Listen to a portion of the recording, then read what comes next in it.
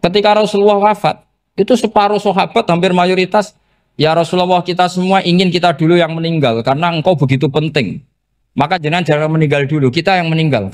Kalau kita yang meninggal tuh gak apa-apa, tapi kalau engkau penting, jangan meninggal. Tapi ada saja sahabat, lah tidak seperti itu. Saya suka Rasulullah meninggal dulu. Alasannya masuk akal. Biar Allah menyaksikan saya kama usaddikuhu hayyan usaddikuhu maitan. Allah biar menyaksikan saya iman kepada Nabi ketika masih hidup. Dan saya buktikan setelah mati pun, setelah meninggal pun, setelah wafat pun, iman. Jadi ternyata baisnya itu supaya orang tahu bahwa iman kita kepada Nabi itu iman yang super. Jika ketika beliau sugeng ya kita iman, setelah wafat juga kita iman. Kai usaddikuhu maitan kama usaddikuhu hayyan. Supaya saya mentasdikkan beliau setelah meninggal sebagaimana kita mentasdikkan beliau saat masih hidup. Dan ternyata Allah ridho dengan perkataan sahabat itu. Kenapa Allah ridho? Karena menjadi pelajaran bagi orang-orang yang ditakdir gak menangi Rasulullah SAW. Tetap mereka ini. Jangan kayak setan. Setan itu kurang ajar betul oleh iblis itu. Masyhur itu. Iblis itu nangis-nangis neng Nabi Musa. Iblis itu takutnya sama Allah itu luar biasa, sampean kalah. Iblis itu setiap ketemu malaikat karena dia ngerti alam gaib, mesti apa itu?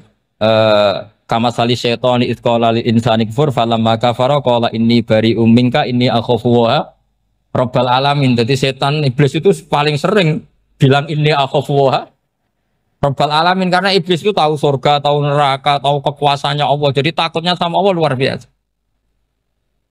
Makanya setiap dia mengajarkan kekafiran, setelah orang itu kafir gimana? Inni bari'um minka inni akhafu wa rabbal alamin. Saking takutnya sama Allah, suatu saat iblis ini datangi Nabi Musa. Karena tahu Nabi Musa itu kalimullah. Orang yang bisa komunikasi langsung dengan Allah. Ya Musa ya kalim Allah, saya ini makhluk. Saya takutnya sama Allah luar biasa. Tolong rayukan Allah supaya nerima tobat saya. Karena dirayu terus lama-lama Nabi Musa bilang, oke, tak rayukan Allah. Sama Allah. Karena Musa kekasihnya, ya Allah, iblis punya ingin tobat. Tolong dikasih hak tobat. Kata Allah, oke. Dia bisa tobat asal mau sujud di makamnya Nabi Adam, karena kesalahannya dia gak mau sujud sama Nabi. Semenang Nabi Musa karena ada cara untuk iblis menjadi tobat. Dikasih tahu sama Nabi Musa, alhamdulillah kamu diterima tobatnya.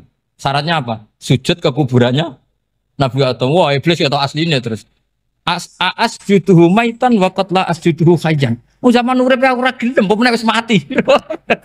Oh, dasar setan itu. Zaman urip aku ora gelem wis mati kok kon sujud. Kumat maksudnya terus ya sudah terus sampai sekarang akhirnya. Kalau sekarang tidak mungkin lagi karena nggak ada Nabi Musa. Jadi ijtihadnya sahabat melihat wafatnya Rasulullah itu beda-beda dan ternyata semuanya diridhoni Allah. Karena ternyata yang suka Nabi wafat dulu adalah ingin supaya umat Islam tetap mencintai beliau. Iman sama beliau, tasdik sama beliau, sebagaimana tasdik zaman sugeng. Makanya kita harus mencintai guru-guru kita. Uhibbuhu maitan kama uhibbuhu hayyan. Saya sampai sekarang itu ya merasa Mbah Mun itu tidak meninggal. Saya masih merasa kalau bapak saya tidak meninggal karena kita mencintai beliau-beliau ketika hidup dan ketika wafat itu sah. Karena beliau-beliau sama kita juga seperti itu. Rasulullah itu ketika mendekati wafat, ya bahasa halusnya intaqala ila rafiqil a'la. Itu Nabi kalau ngedikan tuh rileks sekali. Hayati khairun lakum wa wafati khairun lakum. Cung aku nak uripku ya apik. Engko nak aku wis kapundhut ya apik. Fa amma hayati fali asunna lakum as-sunan. Sebagian riwayat fa innakum tuhadditsuna anni wa uhadditsu ankum. Kalau saya masih hidup, saya bisa mengajarkan kamu sunnah. Mengajarkan kamu tradisi-tradisi yang benar. Dan ketika aku mati, ketika aku sudah wafat, maka saya jejer Allah, kata Nabi. Saya berdampingan dengan Allah, maksudnya dekat Allah. Tentu bila Kevin walan hisor. Terus sudah fa'inna amalakum, amal-amal kamu diperlihatkan ke saya. Belum yang saya sudah dekat Allah, kalau amal kamu baik, saya muji Allah. Kalau amal kamu buruk, saya langsung mintakan ampun kepada Allah. Jadi Nabi rileks sekali. Artinya saya hidup bagus karena bisa ngajarkan kamu as-sunan wa syara'i'. Kalau saya wafat karena saya dekat Allah.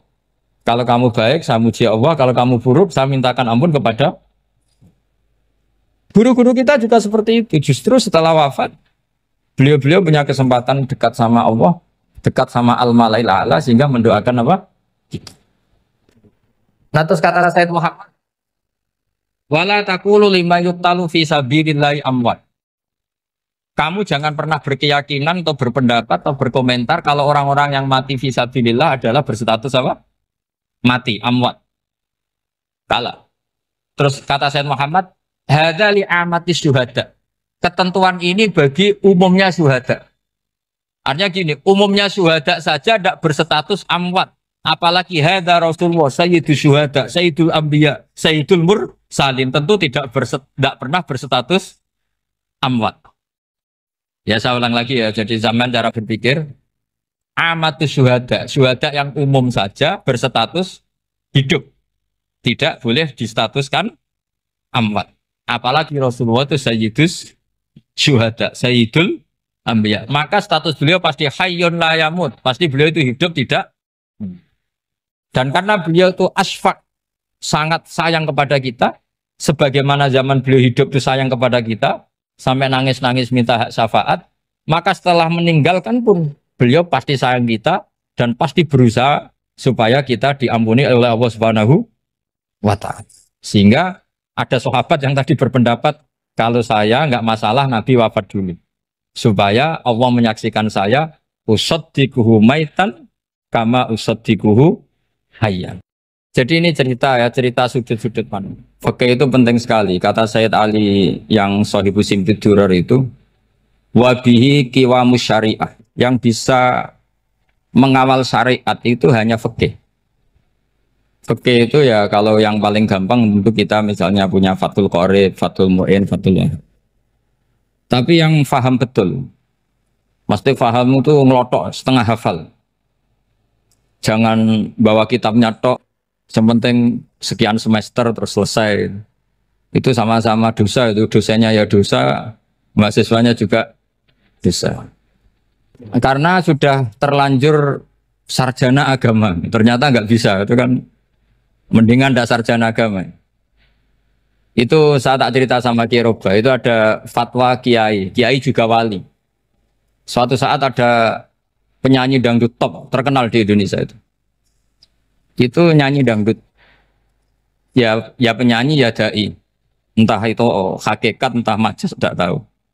Itu kiai itu fatwanya lucu, kalau kamu datangi dia pas main dangdut masih saya beri izin, tapi kalau datangi dia pas pengajian itu tak larang kan santrinya jadi eskal, ini pas pengajian dilarang, pas dangdutan kok malah dapat izin. Tapi bukan berarti halal ya, dapat izin.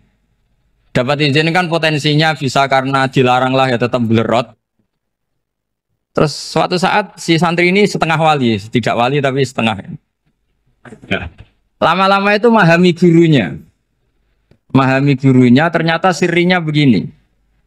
Kalau seorang penyanyi yang tidak pernah ngaji, kemudian ngomong agama, itu potensinya itu fadallu wa adallu, sesat dan menyesatkan. Tapi kalau dia sedang nyanyi dangdut, penyanyinya cowok loh, sama jangan bayangkan dangdut putri, enggak itu cowok sudah tua lagi.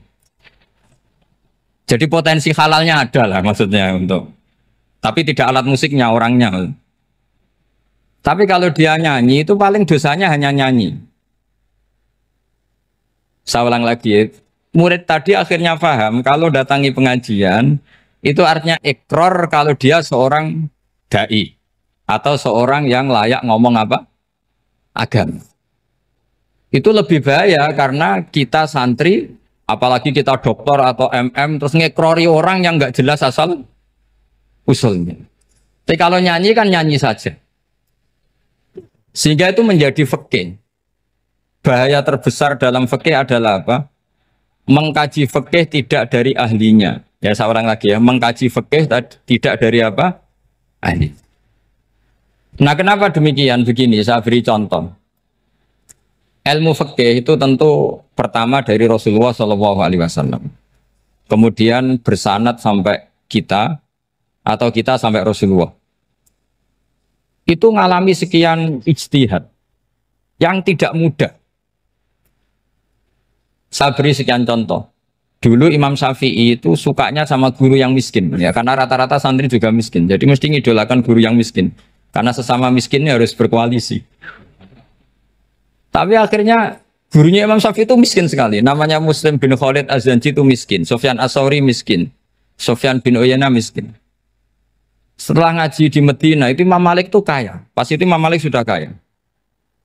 Setiap ketemu Imam Syafi'i dikasih uang.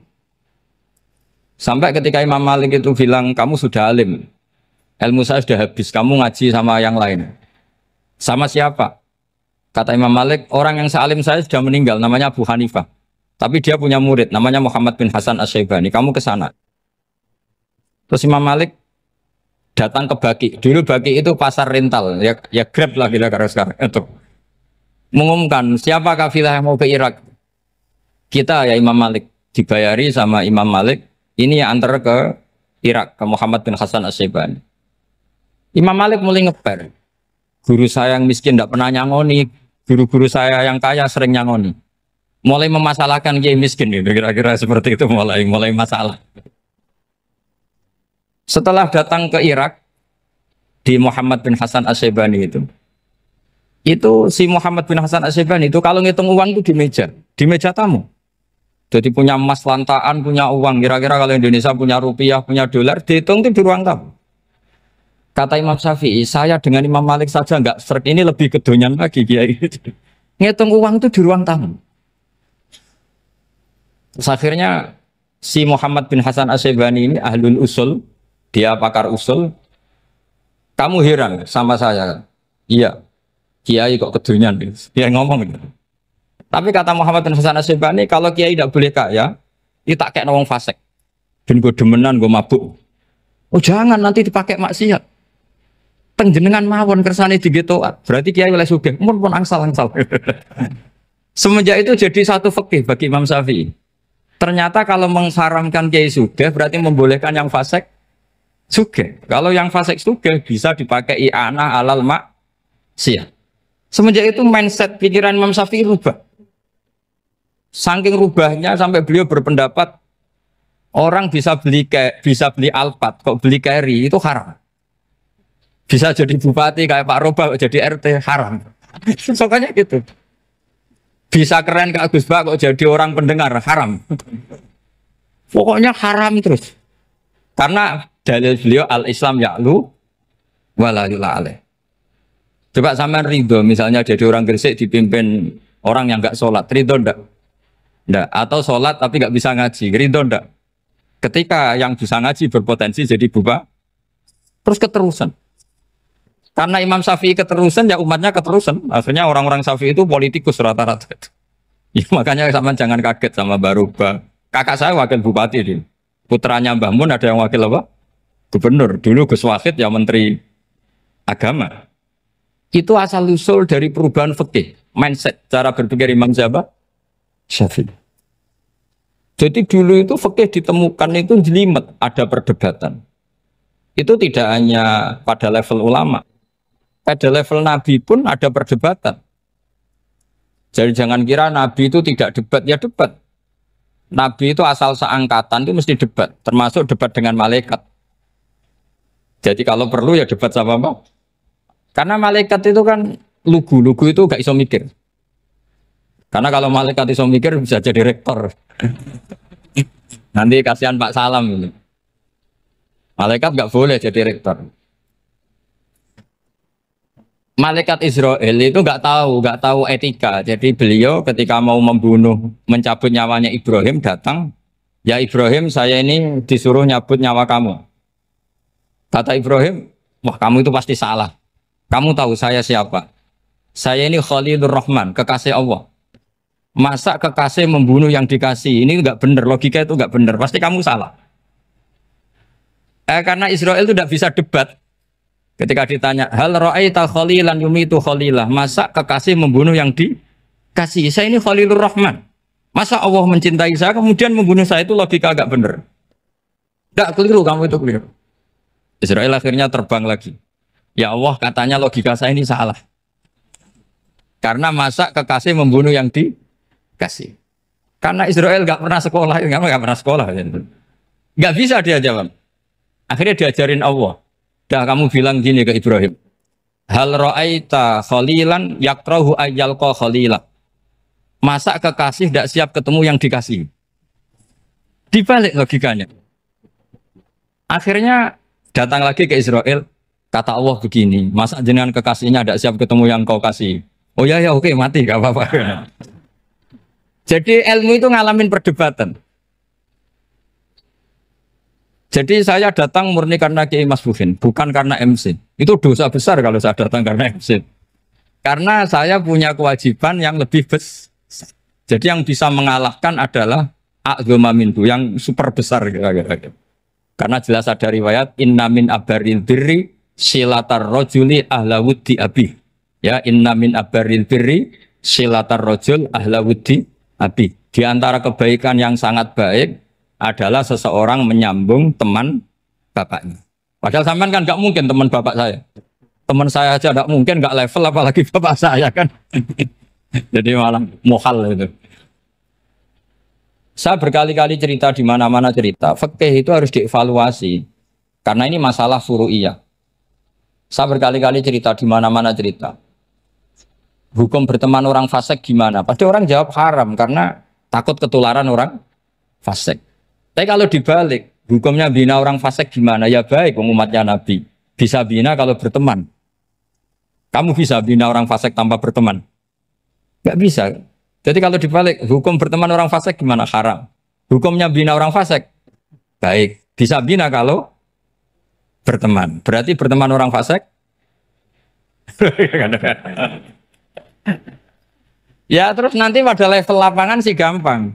Kalau yang soleh membina yang fasik, dan yang fasik ketularan yang soleh, maka ternyata kalau yang soleh ketularan fasik, ya berarti ternyata buruk. Tapi kan hukum masa nunggu kenyataan, kan jadi nggak hukum. Di mana-mana hukum itu kan ada asumsi, karena ini masalah ijtihad. Nah itu yang dilakukan para ulama kita. Jadi sampean harus mengkaji fikih secara detail, karena tidak hanya kita yang khilaf. Nabi-nabi juga khilaf dalam menentukan dakwah ilallah. Wali-wali kita kayak Abdul Hasan Asyadili sama Sayyid Abdul Al-Haddad, itu juga. Imam Ghazali ya khilaf. Imam Suyuti itu kalau ketemu Al-Qastolani itu saling tidak nanya, saking nggak cocoknya, masyhur itu. Jadi ulama ora cocok. Bedanya nak saiki perkara partai. Kalau orang dulu enggak, karena pakai asumsi karena memang susah. Nggak misalnya memang tak beri yang nggak misalnya ada orang rukuk kemudian kentut, itu sholatnya batal apa enggak? Enggak, jawab saja. Enggak, orang sholat kemudian pas rukuk kentut atau kelihatan auratnya, sholatnya batal apa enggak? Batal. Itu keliru nih sampean, itu salah dosennya mesti itu.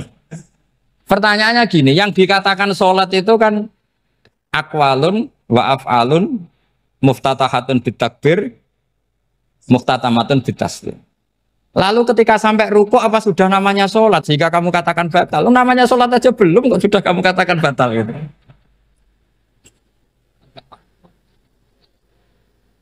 Iya kan? Jadi kalau aku mau sholat pas rukuk ngetut batal atau ora? Mestinya jawaban yang benar, ya ora sholat jadinya gitu. Karena kalau dikatakan sholat definisinya harus sampai salah.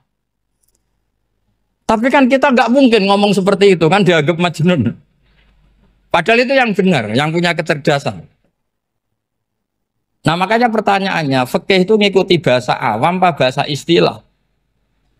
Kalau ngikuti bahasa awam ya kayak tadi, sholat kok pas rukuk kentut maka batal. Sebenarnya yang batal itu sholatnya apa rukuknya? Nah makanya terjadi perdebatan. Kalau yang pakar-pakar usuli itu salah istilah itu nggak mau. Saya ulang lagi, kalau pakar-pakar usuli itu salah istilah itu nggak mau. Terus misalnya tak beri contoh lagi. Kalau imam itu sudah salam pertama, Salam pertama itu yang rukun kan salam pertama. Berarti setelah salam pertama imam sudah keluar dari sholat apa belum? Yakin? Ya sudah. Sekarang sama tak bedain. Lalu makmum itu kesunatan langsung berdiri apa nunggu imam salam kedua? Enggak, jawab satu. Nunggu salam kedua kan?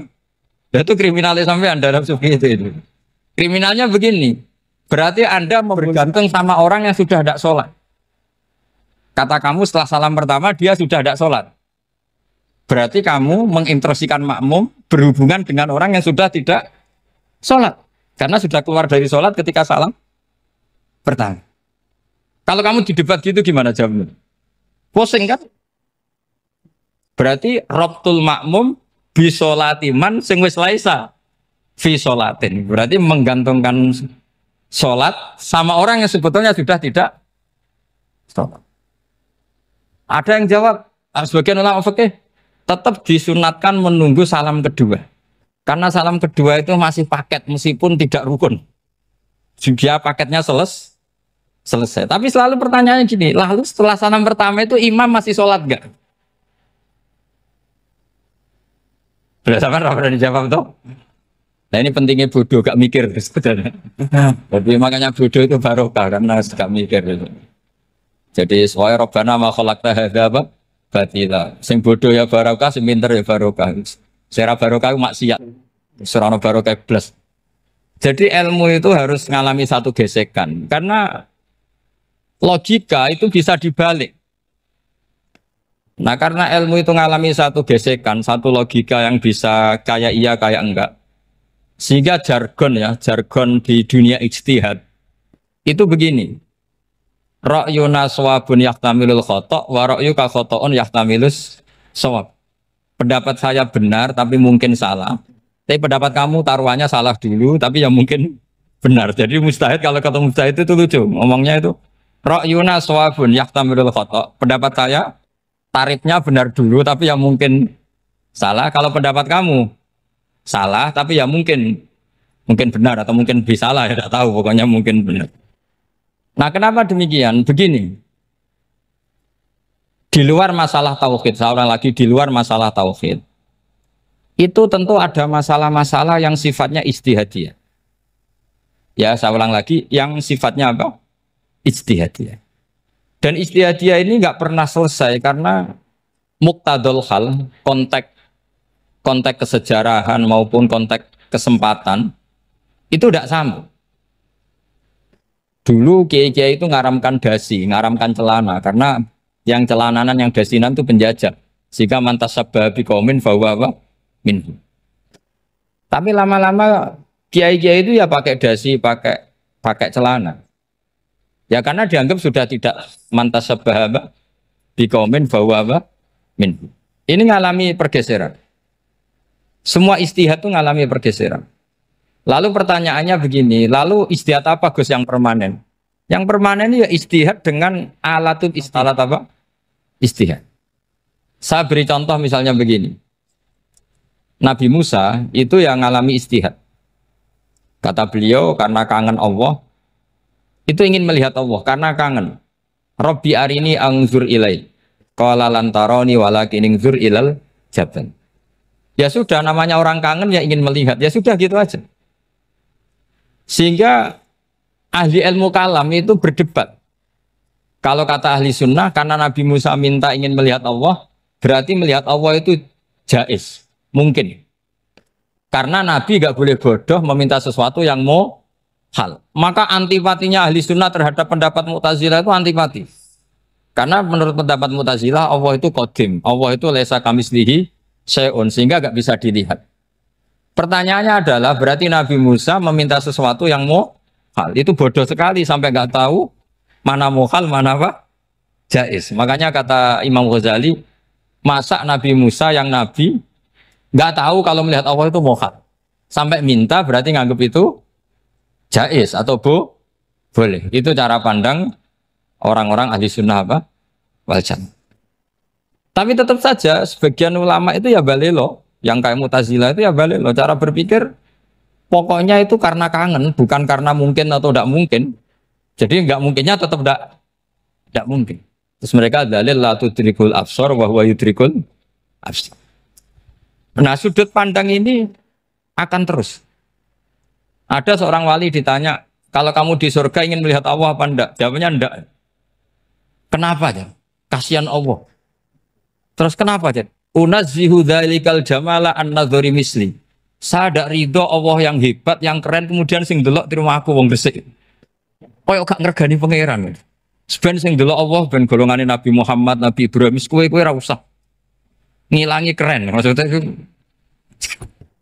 Jadi ada ulama itu jadi wali kalau sholat itu karena di soft belakang.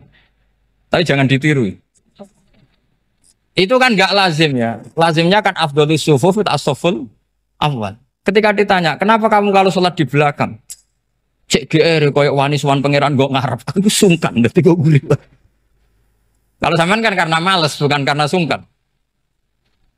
Jadi itu artinya rasa ya. Makanya nggak bisa, nggak ada ijtihad itu tidak mungkin karena perasaannya orang itu beda-beda. Itu Sayyid Abdul Al-Haddad itu kalau ngendikan masyhur. Man da'a li dzalimin fil baqa faqad ahabba yusawwah fi ardi. Orang yang mendoakan orang fasik masih hidup, gak mati-mati, itu berarti suka kalau Allah dimaksiati di buminya. Wong fasik kelakuannya rak maksiat, nak mbok dongakno mari. Itu berarti kamu ingin Allah didurakani terus menerus karena si fasik masih hidup. Tapi kalau Abu Hasan As-Sadili cara ngendikan gini, kalimatnya persis. Man ahabba alla yusawwahu fi ardi faqad ahabba alla tadhara maghfiratuh. Orang yang ingin dunia ini steril gak ada maksiat, maka sama saja berkeinginan tidak melihat luasnya maghfirahnya Allah. Sama-sama wali besar. Tapi cara pandang hubungannya dengan Allah seperti itu. Jadi mau tidak mau, ijtihad itu mau tidak mau. Makanya tidak usah dipertentangkan misalnya cara berpakaian, cara apa. Yang penting sesuai aturan Islam ya sudah. Karena ini urusan rasa. Urusan apa? Rasa. Itu Syekh Hasan Basri itu sering jagongan sama Robiah Hadawiyah. Itu secara fikih salah. Tapi pas itu ulama fikih ditanya, kenapa Anda tidak komentar terhadap dua wali besar yang sering ketemu? Andai kan semua santri seperti itu akan saya halalkan, karena nggak mungkin punya nafsu. Sehingga fikih dulu memang masih asli. Kamu lihat di takrib misalnya, lelaki melihat perempuan itu nggak boleh kecuali sekian alasan. Termasuk boleh itu li taklim karena mengajar atau lil muamalah. Ini yang mulai masalah. Ada warung kopi, penjaganya cantik, santri-santri ngopi. Ini lil muamalah kan kasus ini. Mau disalahkan tuh ada takbirnya. Mau dibenarkan ini jelas fasik kan, jelas fasik. Jelas fasik. Maksudnya sudah fasik sebelum itu ditambah itu, jadi fasiknya permanen. Nah pertanyaannya adalah, kalau kamu ngajar mbak-mbak, kemudian hafal yang cantik yang enggak, itu taklim lin nazar apa nazar li taklim? Itu taklim apa modus? Makanya kalau ngopi cari bakul yang cantik, itu muamalah untuk nazar apa nazar untuk muamalah? Loh kalau saya ngopi dengan kiroba pasti halal. Karena begini, berjalan saja, bareng capek, nggak tahu itu warungnya siapa, terus berhenti ngopi. Kebetulan bakulnya cantik. Nah itu mungkin halal, karena kan saya tidak milih-milih. Ingin ngopi kebetulan bakulnya cantik. Kalau kamu kan nggak apal daftarnya. Wah itu mesti haram itu, mesti haram itu. Karena berarti kan kamu menjadikan ngopi ini modus. Gue jagain tak kok pangeran, do kok nazar, muamalah gusti muamalah, itu mesti modus. Maka fikih itu harus dikawal oleh tasawuf. Kalau ndak, semua hukum fikih bisa diakalin. Makanya Imam Bukhari punya satu bab namanya Kitabul Khiyab, bab mengkhilaf fikih. Beliau itu antinya sama Abu Hanifah itu luar biasa. Nggak ada ulama dibenci Imam Bukhari kayak Abu Hanifah. Masyhur itu. Untungnya beliau nggak menangnya Abu Hanifah. Kalau menangi geger terus, bisa bahsul masail terus. Itu Abu Hanifah itu ulama yang suka khilah. Khilah itu ngerekayasa hukum. Misalnya begini, saya ini puasa agak lemes, ujian agak lemes, apalagi kiai serapati di duit, santri beling-beling lemes ini. Apa mangan itu kan, wah poso-poso kok mangan kan gak keren. Supaya saya bisa makan dan halal, saya bisa ngajak Kiai Robai ya jalan-jalan. Jalan-jalan nyari yang jarak 2 marhalah, ya sudah. Terus bisa makan. Kalau ditanya Allah kok makan? Musafir. Jadi bolehkah insya safar menciptakan pergi demi untuk supaya boleh iftar? Boleh enggak cara jenengan? Enggak boleh, alasannya apa? Kan pergi. Perginya juga enggak maksiat. Itu khilaf. Tapi Sayyid Muhammad, Abu Ya Sayyid Muhammad, Muhammad bin Alawi, Sayyid Muhammad itu membela Abu Hanifah. Artinya membela jangan semua khilaf itu diharamkan. Karena itu cara, saya ulang lagi, karena itu cara untuk mengawal bahwa hukum Allah itu luas. Karena kalau nggak ada khilaf itu ya kita kesulitan. Kita kesulitan.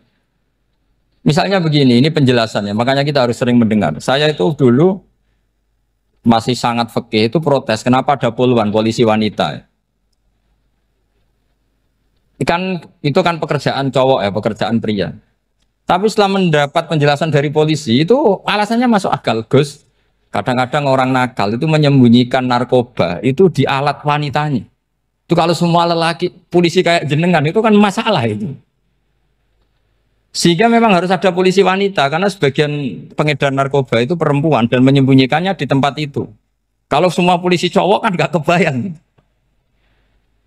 Sehingga kita akhirnya mendengar membolehkan polisi itu wanita. Ada wilayah yang harus wanita. Begitu juga ada pertanyaan, kenapa sih dokter kandungan itu cowok? Saya punya banyak santri yang muhibin saya itu dokter kandungan. Tak tanya, kamu itu kok cowok kok jadi dokter kandungan? Kan pekerjaannya seperti itu. Dia jawabnya lucu. Dari 10 yang tes jadi dokter kandungan, itu yang cewek itu lulus 2. Yang cowok lulus semua.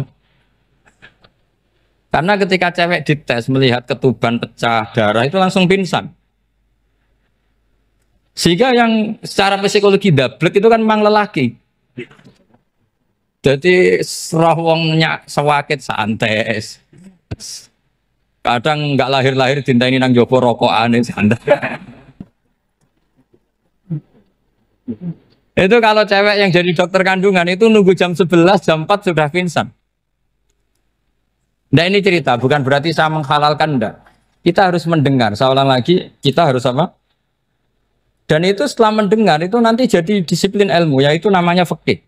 Karena ilmu fikih itu sebetulnya gampang. Sampai kalau ngaji i'anah, itu kelihatan fikih itu gampang, karena ada logika yang terbangun. Misalnya begini, orang kalau tawaf itu disuruh agak jauh dari Ka'bah. Jangan sampai nginjak sadarwan. Karena sadarwan itu pondasi itu ikut Ka'bah. Kenapa begitu? Ya jenenge ra muteri Ka'bah, ide-ide Ka'bah. Jadi sebenarnya sederhana logikanya. Sing jenenge muter itu di luar itu kita muter. Nah kalau nginjak pondasinya namanya gak muteri Ka'bah tapi ide-ide Ka'bah. Ya jadi sederhana sebetulnya ya masuk akal. Jadi fikih itu tidak ada yang iskal, sebetulnya masuk akal. Tapi karena kita nekuni itu tidak serius, maka terus jadi paradok. Saya beri contoh lagi, ini sebagai penghormatan saya sama Kiai Mas Bukin, karena ini sudah namanya fakih. Kalau ada ayam jago ditabrak truk, terus kejet-kejet, adekan dibiarkan pun mesti mati. Karena gerakannya sudah harokatul masbuh. Terus kamu sembelih, itu halal apa enggak? Enggak jawab, ayam jago loh. Kalau kamu katakan halal, dia sudah tidak punya hayatun mustaqirroh, kehidupan yang permanen. Andai kan kamu biarkan pun 1 menit lagi meninggal. Kejet-kejet kan mau prosedur saja. Maksudnya pantasnya mati yo, kejet-kejet sih. Tapi sebetulnya sudah pasti mati. Maka ini ada 2 ulama. Kalau kata Imam Malik, tetap namanya halal. Karena ruhnya masih di situ. Sehingga ketika kita nyembelih, ya nyembelih hewan yang hidup. Yang namanya nyembelih itu pokoknya mematikan yang punya roh. Sementara saat itu rohnya masih di situ. Meskipun 1 menit lagi pasti. Tapi kalau mazhab Syafi'i enggak, ini sudah harokatul masbuh. tidak punya hayatun mustaqir. Sehingga dalam perdebatan ulama fikih itu lucu, kadang ya gampang mangkel non. Misalnya begini, kalau ada anak lahir tidak ada amaratul hayat, nggak nangis, nggak bernafas, sunat disolati apa enggak? Siktun sing layas tahilu walayas langsung lahir langsung mati, nggak ada amaratul hayat. Ora tau mikir tuh. Itu tidak wajib disolati. Alasannya, ya kan memang sholat alal mayit kan tidak pernah hidup. Di mana-mana mayit itu setelah hidup mati. Ini kan tidak pernah hidup. Namanya ya qit'atul lahmin, ya potongan daging itu aja enggak. Jadi kadang fikih diwaca tenan jebule mangkel no. Terus ketika di kitab Minhajul Thalibin itu kalau kamu keluar mani itu wajib mandi enggak? Wajib kan? Kalau keluar mani inzal itu kan wajib mandi. Nah, kenapa nifas atau wiladah keluar bayi? Kenapa ibu-ibu kalau keluar bayi wajib mandi? Alasannya lucu. Li annal walad maniyun pun akidun. Ini kan wis mani cuma mengkristal. Jadi kadang fikih mangkel. Apa ya? Sembrono itu masuk wajib mandi wiladah itu karena apa? Li annal walad maniyun mun akidun. Niku mani sing wis mengkristal. Mani sing wis jelalatan lah lahir nangis macam-macam. Jadi ternyata karena kenapa fikih butuh alasan? Nyari hadis tentang keluar anak mandi itu enggak ada yang sorry. Yang ada adalah tentang inzal. Innamal ma' minal.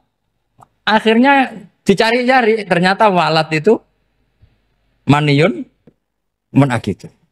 Nah ini problem fikih. Sampean harus siap dengan pelajaran seperti ini. Meskipun sampean mungkin wong priayi, tapi ini ilmu. Ya, saya ulang lagi, ini ilmu. Sehingga ulama itu mau tidak mau harus mau mendengar. Karena logika yang terbangun itu nunggu kalau mendengar kayak tadi. Nabi malaikat Israel baru sadar, masa kekasih bunuh yang dikasih. Masuk akal juga Israel. Kalau sama sampean sih nggak nerima tetap selonang-selonang ini masalah Ibrahim Khalilur Rahman. Sehingga kita di alasan fikih itu harus kita dengar. Saya dulu itu saya sampai sekarang itu sama kalau bayi lahir masih sudah berbentuk bayi, saya sendiri berpendapat sebaiknya disolatin kalau sudah berbentuk bayi, meskipun tidak nangis, tidak ada amaratul hayat. Kan yang digugurkan itu wajibnya, bukan masalah boleh dan tidak. Itu banyaklah perdebatan ulama di bab itu. Saya beri contoh lagi perdebatan ulama. Ini contoh-contoh fikih karena ini khusus penghormatan status fakih tadi. Itu kalau ada orang mati, jenazah itu. Jenazah itu kalau sholat, itu kan umumnya jenazah di depan, kita nyolati di belakang. Itu yang mengatakan begitu ya tidak punya alasan. Ya taunya mulai dulu begitu, di mana-mana nyolati jenazah, jenazahnya di depan. Tapi di kitab Makhali jelas diterangkan, kata kaul sa'ani tidak wajib.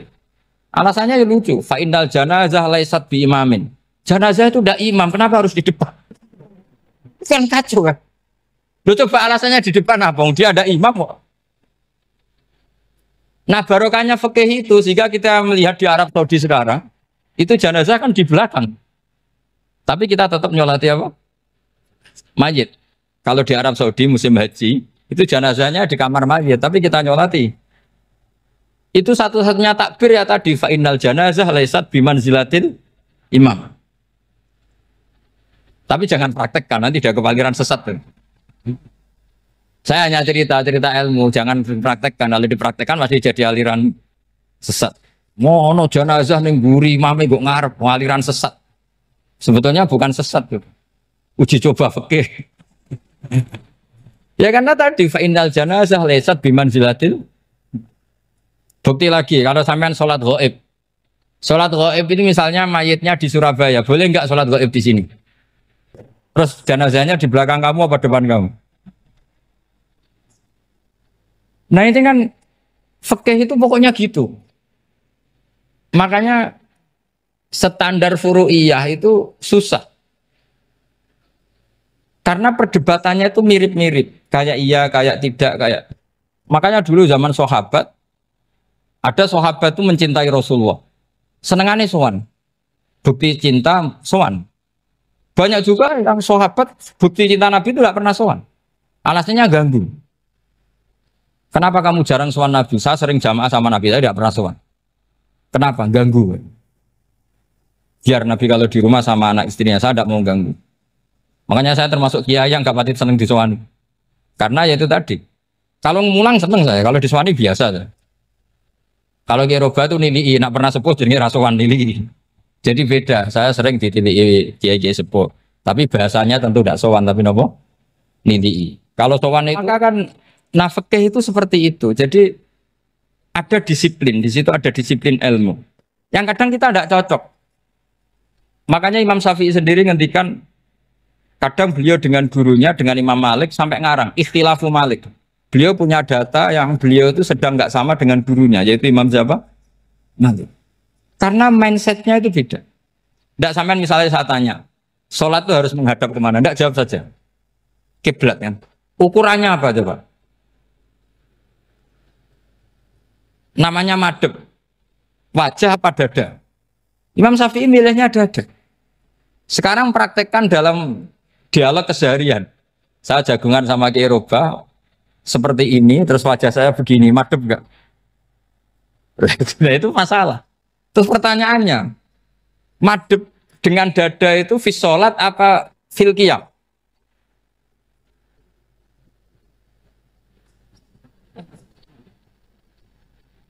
Loh, enggak, kalau fis sholat pas sujud, dada kamu madep mana coba? Kamu enggak pernah mikir kan? Ya madep pakai dada itu kan kalau berdiri, kalau rukuk sama sujud.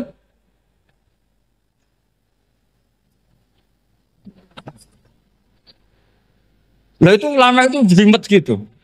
Makanya jarang yang menekuni profesi ulama itu. Karena menekuni proposal banyak, karena memang susah. Jadi ulama itu orang yang cara berpikir sudah aneh. Sehingga mereka detail. Maksudnya menghadap itu apa? Ukurannya kalau berdiri ya dada, tapi nggak bisa kamu katakan atawajjuh bisodri aturan dalam sholat, fikuli sholat. Pertanyaannya lah kalau rukuk sama sujud, dadanya menghadap kemana coba? Maka itu ilmu yang sudah jelimet. Nah ulama usul fikih, ulama yang nggak mau salah per detail hukum. Sehingga menurut Imam Rafi'i, misalnya kalau beliau ditanya sujud itu gimana ya, asal watul jabha ya sujud. Tapi kalau murid Imam Nawawi harus melibatkan 7 apa? Anggota, yaitu al-jabhah, wal yaden, warubaten, wal qadamen. Oke, Imam Nawawi kita ikuti. Tentu keseharian kita pakai Imam Nawawi. Yaitu berdasar hadis umirtu an asjuda ala sab'ati a'zumin al-jabhah, wal yaden, warubaten, wal qadamen. Berarti berapa? 7. Tapi pernah saya cek di kitab karangannya Imam Syafi'i, ketika beliau ngendikan saya suka kalau orang sujud itu melibatkan 7 anggota berdasar hadis ini. Tapi kata beliau wayah tami itu dan bisa saja sujud yang watul jabhah itu sudah cukup. Terus kata Imam Syafi'i, limada, karena Nabi ketika sujud itu hanya ngendikan begini, sajadalaka wajhi wa sam'i wa basori. Gak ada di hadis wayadi, warubati, wakodami. Ya sudah akhirnya. Nah, itu sudut pandang. Terus gugatan kedua begini. Ada orang Muslim yang sujud sama berhala. Untuk menjadi murtad itu harus 7 anggota apa cukup watul jabhah alal ardi? Untuk sah menjadi murtad itu. Untuk sah menjadi murtad cukup watul jabhah alal ardi harus 7 anggota. Untuk keabsahan murtadnya itu. Tidak jawab. Makanya ini tugas dosen-dosen ini meminterkan ini. Karena namanya sudah faqih. Faqih itu ahli faqih yang detail namanya faqih. Kalau ini mutafaqih. Jadi bukan tafakuha tapi tafakuha. Kayak tamarodon. Jadi wazannya nanti itu wal idhari ma laysa fil waqi'. Jadi ini bukan gojlok, ini memang marah saya. Jadi kalau sudah pakai gelar fakih, harus fakih betul. Nah, mohon kalau mengkaji fikih itu harus detail. Minimal takrib itu setengah hafal. supaya konstruksi ilmu itu utuh. Saya sama lagi konstruksi ilmu itu, karena ilmu itu mesti ada yang apa ya? Ya rodok setengah salah itu, tapi disalahno ora kena. Ndak sampean tak bedheki, nak pancen bener langsung tak angkat jadi rektor. Nak bener tuh. Coba rukun sholat pertama itu apa coba? Rukun sholat pertama. Niat. Niat sama berdiri dulu mana? Ayo niat dulu baru berdiri, apa berdiri dulu baru niat? Berarti niat sama berdiri dulu mana? Rubah kan? Artinya kita mau bilang tartib, urutannya niat, berdiri, takbir nggak bisa. Yang dikatakan niat itu apa? Qasdus syai' muktaronan bifi'lihi. Berarti niat sama takbir harus bareng apa urutan? Bareng. Terus dengan qiyamnya urutan apa bareng? Bareng apa urutan? Loh enggak, kalau urutan berarti takbir dulu duduk baru berdiri. Nah maka seperti ini tuh mau tidak mau kita salah. Dikatakan tartibnya salah, dikatakan serentak ya salah. Cuma karena kita bodoh, gak tahu mikir itu. Alhamdulillah kan di situ itu. Lu coba niat sholat loh, niat takbir qiyam dulu man. Niat takbir qiyam dulu mana coba? Dulu qiyam. Enggak ada kitab yang mengatakan arkanus sholat awaluha. Oh, dianggap kitab kriminal maksudnya. Makanya ngendikane ulama-ulama di sarah-sarah, mau tidak mau sebagian istilah itu tasamuh. Tasamuh itu wis gampang ngono kok repot. Karena kita tidak bisa detailnya. Coba misalnya puasa. Puasa Ramadan itu wajib apa? Tabi itu niat, nginep no niat. Sing darane nginep itu mulai lama apa enggak? Lama kan? Sekarang sebelum 2 menit kamu baru niat, sah apa enggak? Sah. Itu sempat nginep apa enggak 2 menit itu? Enggak sempat kan? Jadi ilmu itu makanya kata ulama-ulama, pokoknya ilmu itu mesti ono unsur tasamuh. Tasamuh itu ya tiga gampang. Apa? Tiga gampang. Misalnya Imam Syafi'i berpendapat mashu ba'dir roksi. Itu kata beliau walau sya'rotan fi hadir roksi. Meskipun satu rambut asal masih di wilayah kepala. Tapi kalau rambut itu dikeliwir, dibasuh di sini enggak sah. Karena sudah keluar dari batas apa? Kepala. Imam Syafi'i cara berpikir kan yes ngene iki jenenge basuh sirah. Tapi cara Abu Hanifah enggak. Ya enggak, yang namanya megang kepala itu ya minimal 1/4. Masa gitu dikatakan megah. Lalu ulama usul fikih itu berdebat. Sesuatu itu sesuai masodaknya. Masodak itu yasduku alaihi kada. Yaitu ini tadi saya cerita ke Ibu Khen tentang ngaji Jamul Jawame. Ini ilmu yang di Jamul Jawame. Sesuatu itu ukurannya mayasduku alaihi kada apa dengan takrif definisi. Misalnya gini. Sholat itu batal dengan makan. Kalau kamu sholat makan batal nggak? Nggak, jawab saja. Batal. Itu satu upo apa satu piring? Nggak, jawab saja. Satu upo sudah batal. Sekarang bab makan di ngormat tamu. Cong tamuku keimangan. Iku sak upo apa sak piring? Nah ini kan tidak fair. Di bab tamu makan satu piring, tapi di bab sholat satu upo. Maka pertanyaannya, lalu penamaan sesuatu itu berdasar masodak, mayasduku alaihi ismu kadza, atau berdasar uruf?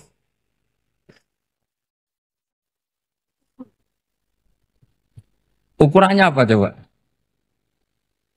Maka terus jadi perdebatan. Nah ini di sini ini pentingnya ulama karena ya sekarang saya bedai sekarang. Cengkeh itu wangi apa enggak? Kategorinya cengkeh. Wangi kan? Kalau orang bikin kue tar pasti pakai apa? Cengkeh. Pakai wedang ronde supaya manis. Apa wangi dikasih apa? Cengkeh. Nah itu saya berkali-kali cerita. Pernah mau dipikirkan orang Islam itu nggak boleh rokok karena dianggap pakai apa? Mewangi karena ada apa? Cengkeh. Tapi terus didebat. Kalau gitu berarti orang Jumatan sunat rokok. Karena Jumatan disunatkan pakai pewangi. Wah itu kan akhirnya tuh, wah iya repot ya. Jadi kalau cengkeh kamu kategorikan wewangen, yang orang Islam nggak boleh rokok karena pakai cengkeh yang wangi, konsekuensinya orang Jumatan sunat rokok karena berarti di masjid pakai apa? Pewangi kan sesat semua ya, jadi itu ilmu. Makanya selain fikih mateng itu ada ilmu yang namanya usul fikih. Usul fikih itu yang neliti itu. Mayas duku alaihi kada. Jadi yus ngono iku darani ngono. Seorang lagi. Ngono iku wis darani ngono. Ora perlu roh detail. Ya, saya ulang lagi. Wis ora perlu roh detail. Makanya Abu Hanifah itu misalnya basuh wajah. Wis angger kecelok ngene iki basuh wajah. Nek Imam Syafi'i kan detail. Mimba ini mana bitis syari sampai ila somahe uzunehi ila zakon. Terus mana bitis syari Imam Syafi'i nambah apa? Ghaliban. Kenapa ditambah ghaliban? Karena kalau orang budak mana bitis syarinya di sini. Jadi itu fikih. Jadi fikih itu jelimet. Padahal kita ini nggak pernah berpikir secerdas Imam Syafi'i, tapi akhirnya ya mikir juga. Agak ditambah ghaliban, mana bitis syarinya orang budak kan? Sini. Terus sekarang perdebatannya, orang budak basuh Mastur Roksi di sini sah enggak? Karena tadi itu wajah apa kepala gitu kan jadi bingung gitu. Ya makanya ini mukadimah saya supaya sampean apa lebih disiplin belajar apa? Fikih dan setidaknya didiskusikan lah kitab-kitab Minhajul Thalibin atau kitab-kitab Mahali. Karena di situ nanti ada perdebatan.